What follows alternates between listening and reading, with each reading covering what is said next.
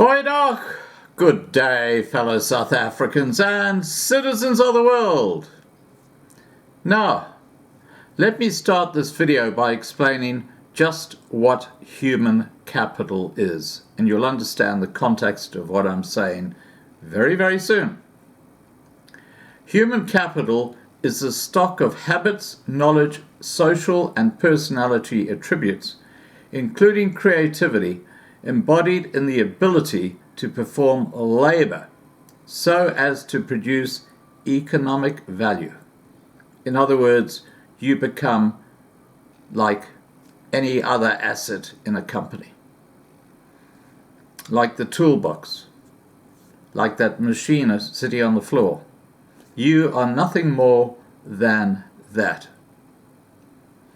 As you can see, there is a huge divergence between the much vaunted human rights, especially as it relates to people of color, to human capital. We are living in a transitionary world where the New World Order, under the guise of the coronavirus lockdown, are compelling the free people of the old world, i.e. pre-2020, to become submissive to the new draconian global satanistic empire ready to be unveiled. Three key factors are the basis of this transition. 1. The destruction of global economies through the lockdown in 2020, with the destroyed economies of countries resulting in their capitulation to the global bodies like the World Bank and the United Nations, run by the global elite. 2. The lockdown in itself, taking the power from the people and putting the public servants, through directions by the New World Order, into power over us by enforcing masks, selectively fining those who go against unconstitutional regulations imposed by those who were elected to serve us. And finally, the mandating of a vaccine to combat the coronavirus, which is in fact the flu that went missing in action in 2020 in the Southern Hemisphere.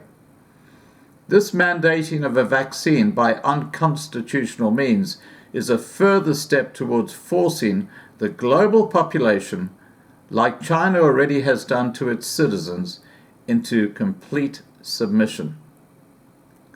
This is a satanic agenda by the modern-day money changers that Jesus spoke about when he threw over their tables in the temple. The plans of this New World Order are no secret. The World Economic Forum's Klaus Schwab spells it out in this video. I'll play it for you now. This year's theme for 2019 for the meeting is Globalization 4.0 and shaping the architecture of the next wave of globalization, which is the Industrial Revolution, the Fourth Industrial Revolution, which you literally wrote a book on. Can you tell me what makes up the Fourth Industrial Revolution?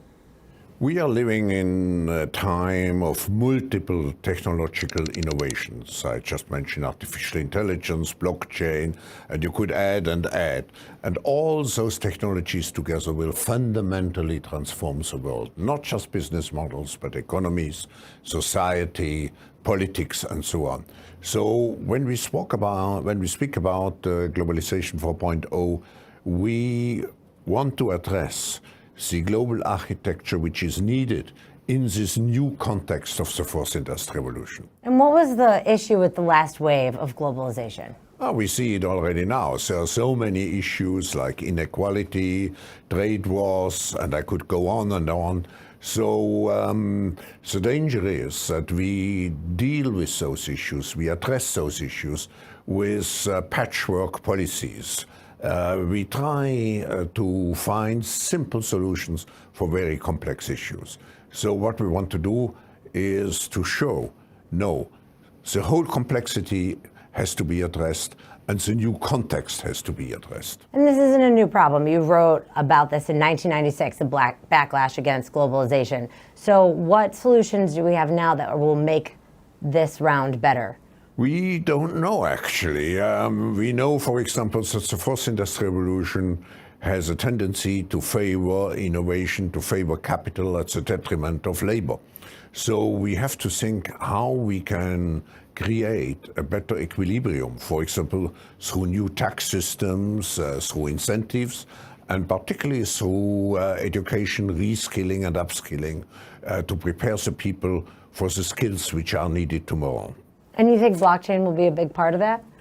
We don't know yet. The last verdict is out. I know it's very fashionable, but I have my doubts in many respects. Are there any other technologies that will help lessen the economic inequality? Of course, if you look at the new possibilities in communications combined with artificial intelligence, just think of the new ways we have in education. So we can give access to the best knowledge, to the best training, to people somewhere in a far out corner of Africa, for example. So those technologies could help to bridge the gap, but those technologies could also very much widen the gap if we do not take the necessary measures today. And what we're talking about the next wave of globalization, but we seem to be in a downtrend of a deglobalization right now. What is responsible for that? I would reject this argument. I think we have to make a differentiation between globalization, which is a fact, and globalism. Let me come first to globalization. I think the world of tomorrow will be even more globally integrated because we are moving much more into a digital world, into a virtual world. And digital flows do not know borders. They don't have to cross borders. So we speak about global integration. Globalism is something different. Globalism means that all our policies should be subject to the so-called neoliberal forces of global markets. And here, I think the experience which we have seen is that, of course, we have to have a multilateral, open, rules-based world, but we also have to make sure that we do not destroy national social coherence, because national social coherence is the prerequisite for democracies. And what do you think is the biggest threat to global economic stability right now? I think it's the imbalances which we have. And it's not only the imbalance in the trade sector. We have imbalances, for example, in the financial system with 250 trillion plus credits. We have imbalances certainly also related to technological progress, and I could go on and on. And a system, and globalization is a system. It's a global system to prepare together the future.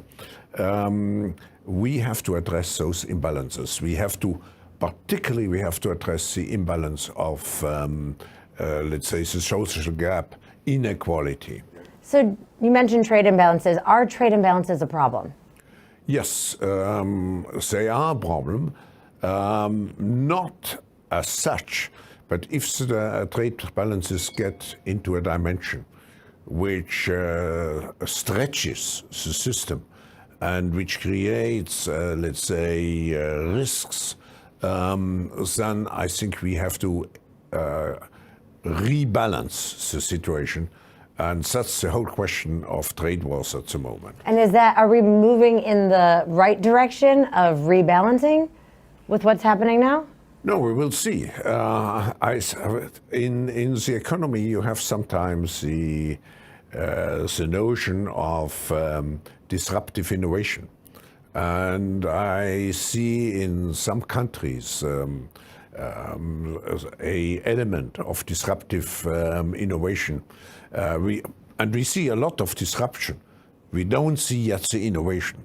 How do we replace, let's say, an unbalanced system by a system where really everybody profits from and where we again in a good exchange of global goods, not only physical goods, but I'm thinking also of intellectual property, I'm thinking of e-commerce and so on.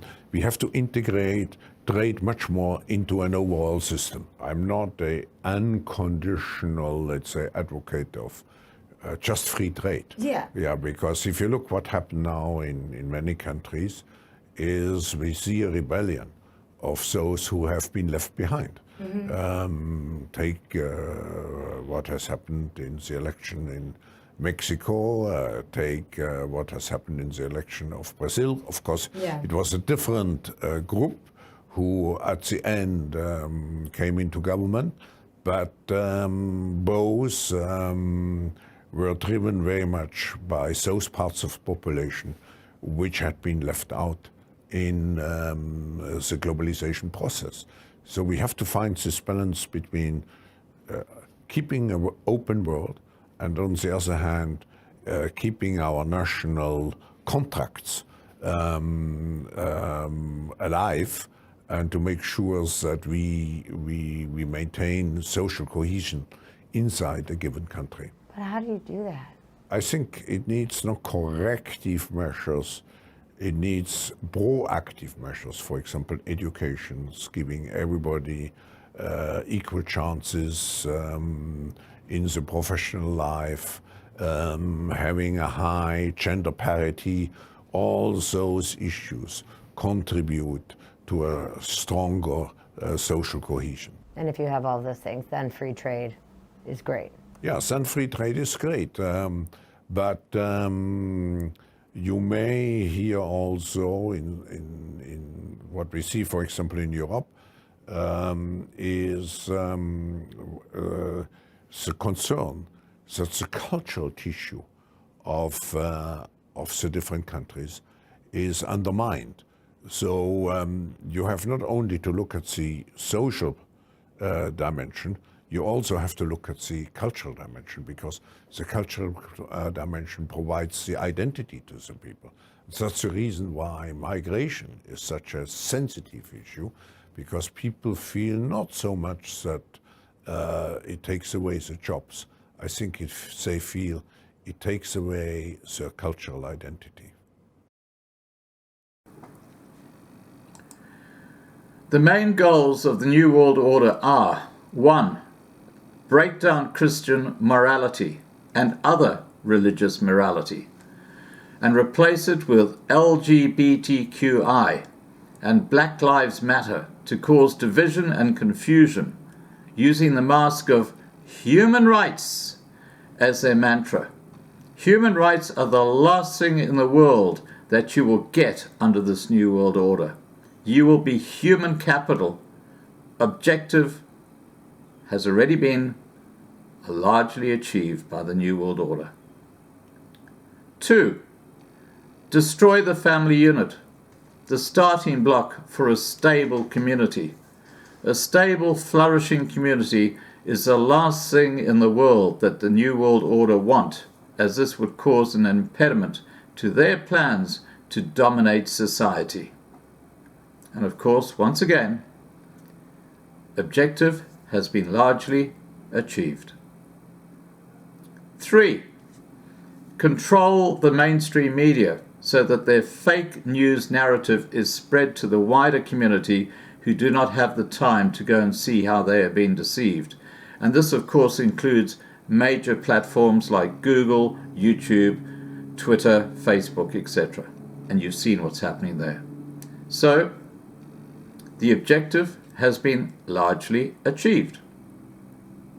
4th, indoctrinate your children with their satanic ideology during your kids' time at school. The fruits of this indoctrination are now widely apparent in the United States of America.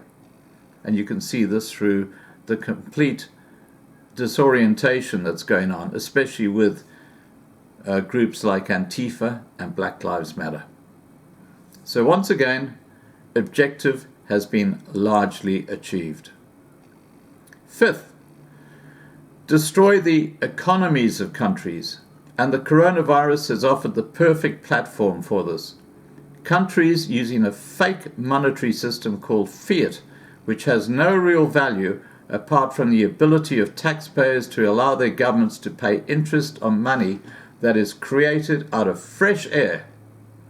Once these economies are devastated, the great financial reset will be brought in slowly and invasively across the world with a global currency. By then, the global population will all be chipped with the ID 2020 chip and the new global cryptocurrency through which your ability to buy and sell will be controlled. Sixth, using artificial intelligence to monitor every person in the world to ensure that there are no uprisings against the global elite. Seventh, the overwhelming majority of the population, including billionaires, will be stripped of all their assets to support this economic transformation.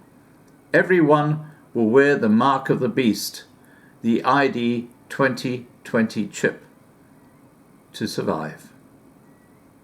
And finally, globalization will start with geographic groups like the African Union, OPEC in the Asia Pacific, USMCA for North America, and the already established Eurozone cementing their control over sovereign countries like Australia, South Africa, Brazil, and France.